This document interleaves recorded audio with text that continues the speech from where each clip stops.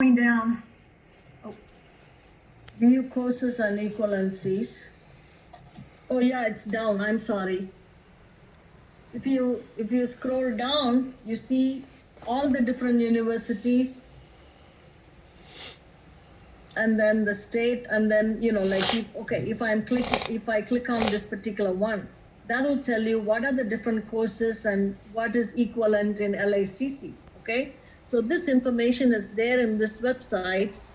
In the link, if you click on, then you yourself can identify, whether your course is equivalent to what is offered in LACC, or whether it is comparable. Okay.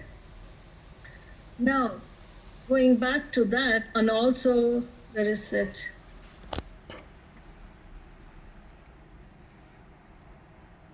Okay, the other one is again, if your course is not listed in test database, what do?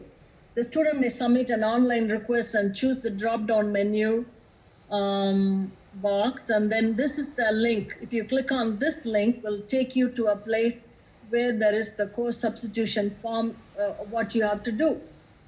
You don't need to worry about if you are not a counselor. If you are a student, you just fill up this information. What is student ID, student email, confirm student, and the course information. I think you have to do, for each course, you have to do this separately. Am I right, Mr. Dominic? For each course, they have to do a different petition, correct? So I think you got to click. Oh, no. You have a multiple, the tab is there. Go up, Christine. I think you have to click on, is there a drop-down box for nursing? Go up, right there. Go up, slip that down. Yeah, pre-nursing admission. Yeah, so that is another one. Okay. In the drop-down menu, if you do that, there is a pre-nursing admission. Click on that, you put your information, and then the pre-nursing admission, and then list down the courses, which university, all that. And then the counseling department will get back to you. Okay. Now, I'm going back to my presentation. Okay. Let me share again. So 3 information is listed here. One is about the test database.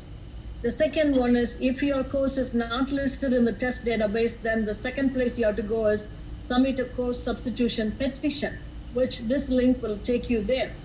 But you see that in our website. The third one, if you still have questions, contact our dedicated adjunct nursing counselors, Mr. Escalante, Ms. Solis, and Mr. Dominic, through Cranium Cafe. Cranium Cafe, you see, and this link also will take you to that to get an appointment with the counselor. Okay, so these are the things we have come up with to simplify the process. Okay, transcript from other countries or coursework done outside the US. What we have talked so far is coursework done in US. Now, how about coursework done outside the US? Transcript from other countries. Provide official transcripts and evaluations. If you are using any of these courses to meet a prerequisite, you'll need to get them approved via petition from that particular department. Complete application includes all official sealed transcript, even the one you got it from LACC, and all the approved petition. Make sure that has to accompany your application. Okay, as I explained to you before, that's course selection model. In order to be eligible for admission, that's your number one eligibility. The number one eligibility is we want you to get the 80% cut score.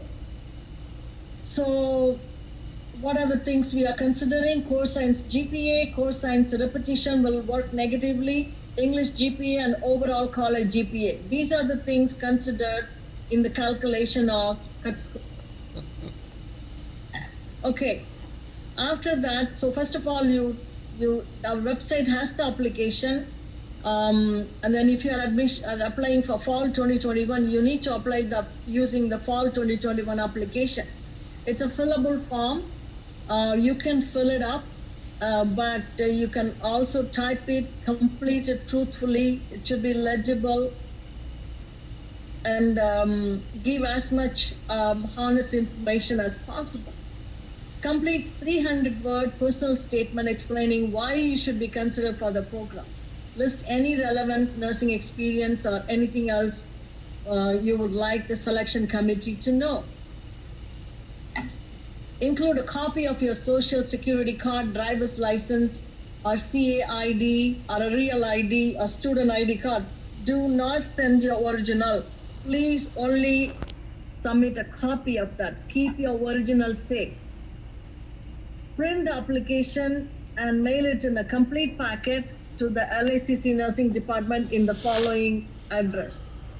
We are not there, we are operating remotely, so please use the following mailing address. It's all listed in your application. Okay, now I hand over to Professor Berry for the first thing. The first eligibility is cut score. And then this is the second eligibility. Professor Berry will talk about this. Yes, hi. We use a test as an entrance test. Many nursing programs do. It's called the TEAS test, and that stands for Test of Essential Academic Skills. It's a nationwide test that was created by the company ATItesting.com. Well, ATI Testing.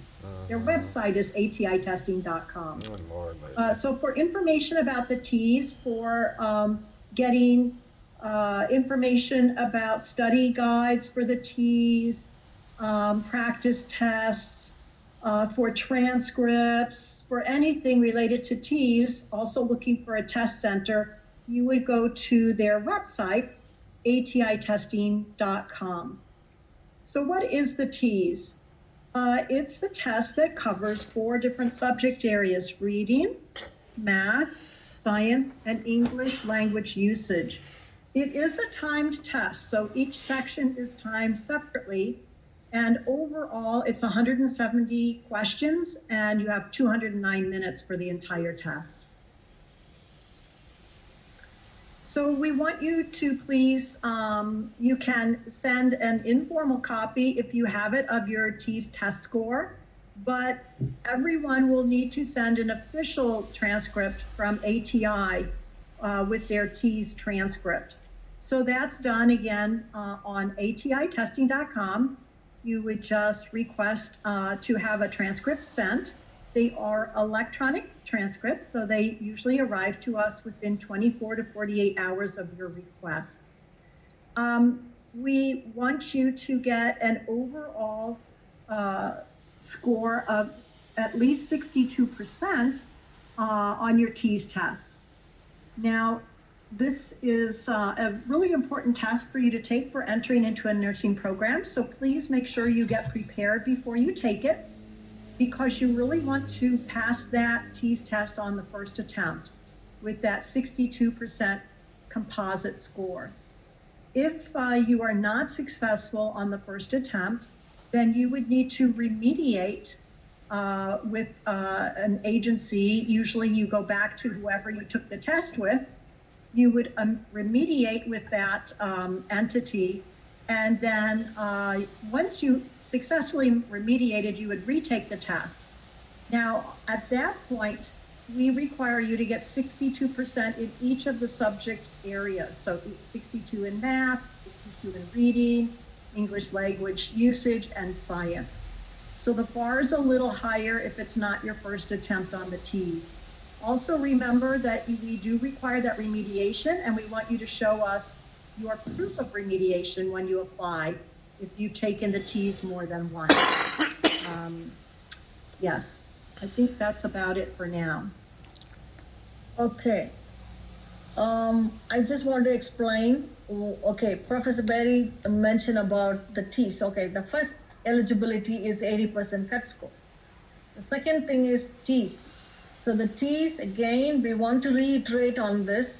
The first attempt, if you get an overall 62%, it's good, okay? If you don't have a 62% in your first attempt, you have to go through remediation from wherever you're taken the exam. So they have to give you the remediation. You have to go through the successful remediation.